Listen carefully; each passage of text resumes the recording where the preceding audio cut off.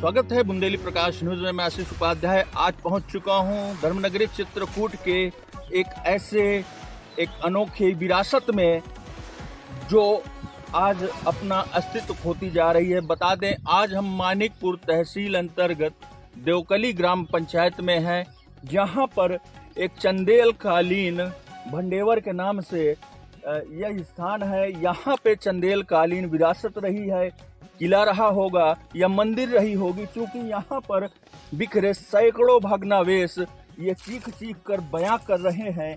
यहाँ पर वाकई में पहले एक विशाल मंदिर रहा होगा या देवी देवताओं की मूर्ति रही है और चंदेल कालीन गढ़ी या किला रहा होगा। आज वह पूरी तरह से मलबे में तब्दील है। इसी मलबे के नीचे चंदेल कालीन का वह विरासत, वह छुपा हुआ इतिहास आज भी दफन है।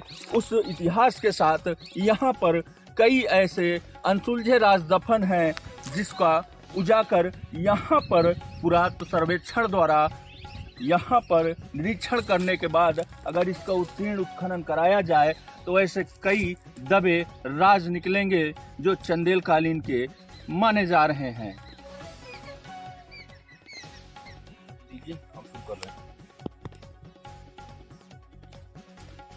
पहुंच चुके हैं भंडेवर के उस भयावह जगह पर। हालांकि यहाँ पर आने के बाद यहाँ के कुछ ग्रामीणों ने हमसे यहाँ पर आने के लिए मना किया कि वहाँ ना जाइए, वह जगह खतरे से खाली नहीं। आखिर क्या कारण है जो इस जगह को लोग खतरा बता रहे हैं? आप देख सकते हैं यहाँ पर चंदेल कालीन की कुछ शिलाएं पड़ी हैं।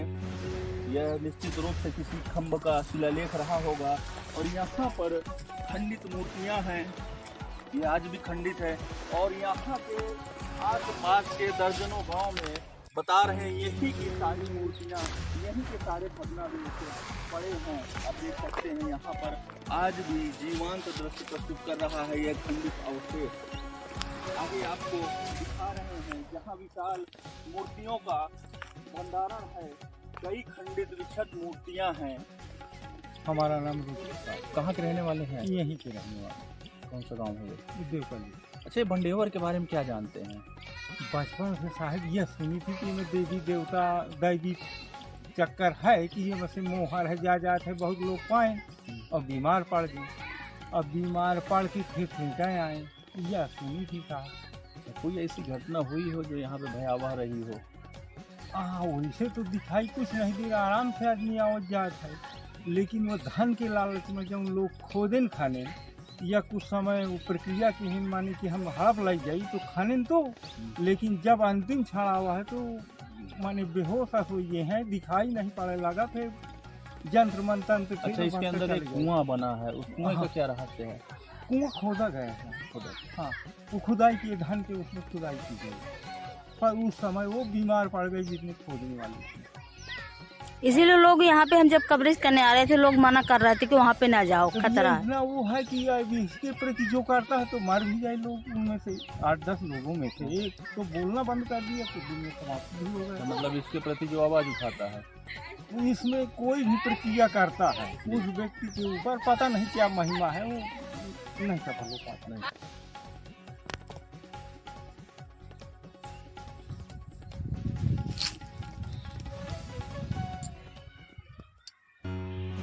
हैं भंडेवर के उस मुख्य जगह पर हम पहुंच चुके हैं, जो आज एक कुआं की तरह रूप ले लिया है। ये यूं कहें कि ये पहले गर्भगृह रहा होगा, जिसके अंदर कई ऐसे राज, कई ऐसी अनगिनते यहाँ पे चंदेल कालीन मूर्तियाँ, कलाकृतियाँ जो दफन हैं, वो चंदेल कालीन का बखान और बयान कर रही हैं।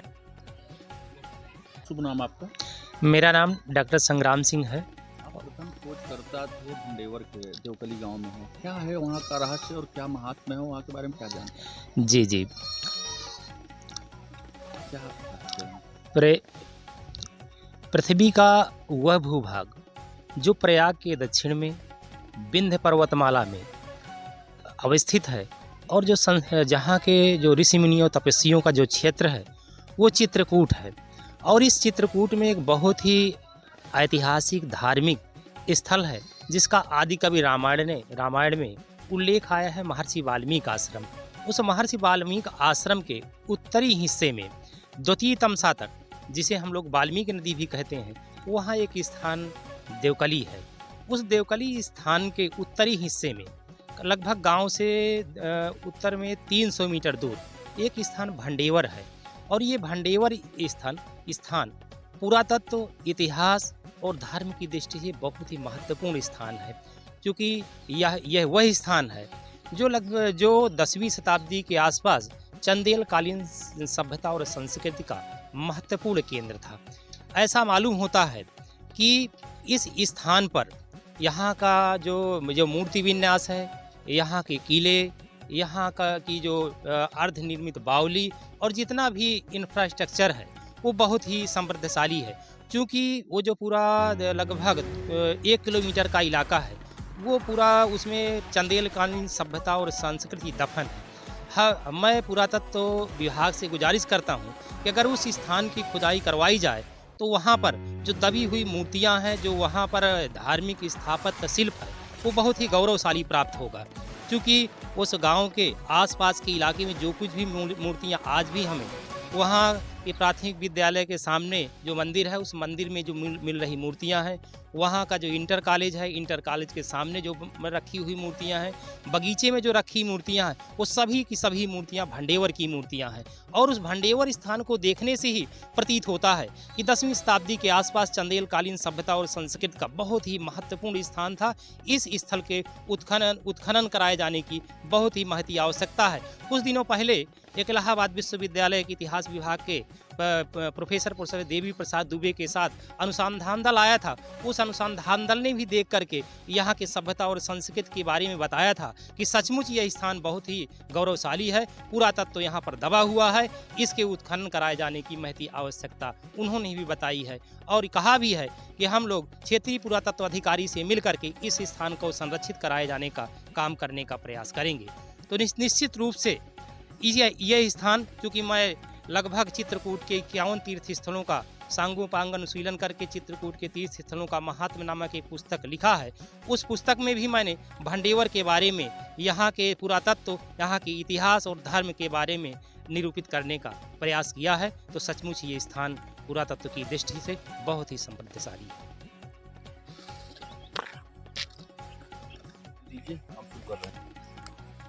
लगभग 200 मीटर में फैले इस भंडेवर के भूभाग में हजारों की तादाद में यहाँ पर चंदेलकालीन कई मूर्तियाँ दफन हैं। पूरी तरह से यही स्थान आज भी उपेक्षा का शिकार हो रहा है और यह स्थान पुरातत्व विभाग की पहुँच से अभी भी दूर है। यहाँ तक अभी तक पुरातत्व विभाग द्वारा किसी की नज़र नहीं पड़ी कि इस ऐसे वीरान और ऐतिहासिक और चंदेलकालीन विरासत को पटल पर लाकर संजोया जा सके।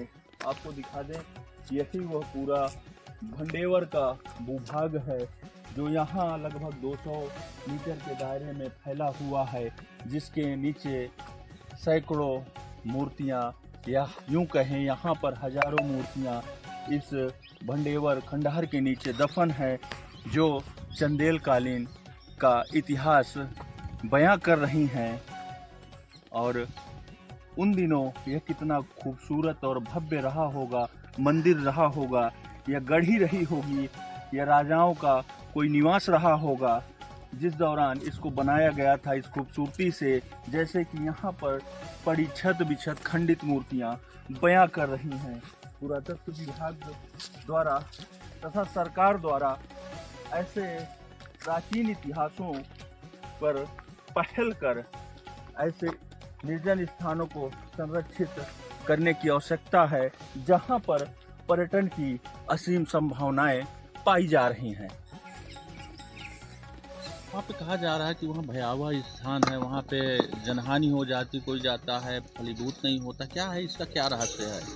देखिए, ये तो मुझे ऐसा लगता है कि मिथक है, चूँकि जो ग्रामीण संस्कृति में जगह जो लोगों में चेतना का अभाव है तो चूंकि वो कभी वो स्थान भव्य रहा होगा, आज वो वीरान पड़ा हुआ है। आज उसकी स्थान की ये कंडीशन है कि वहाँ लोग जाना नहीं पसंद करते, वहाँ झाड़ झंखाड़ और तमाम गंदगी का अंबार लगा हुआ है। तो ऐसे स्थान में चूंकि चेतना का अभाव, लोग जागृत लोगों को पता भी नहीं वहाँ के इतिहास के बारे में, तो इस कारण से जो लोग भी वहाँ, चूंकि ऐसा है लोगों में प्राचीन कि जहाँ जो भी किले वगैरह रहते हैं, लोग खुदाई करते हैं तो उनको वहाँ धन मिल जाता है। तो लोगों में इस तरह के गाँव में है कि सामान्यता कि वहाँ खुदाई करने जिसको मिलता है तो फिर उसकी जान चली। ये एक प्रकार का मुझे ऐसा लगता है कि मिथक है, लोगों में इस तरह की भ्रांतियाँ हैं।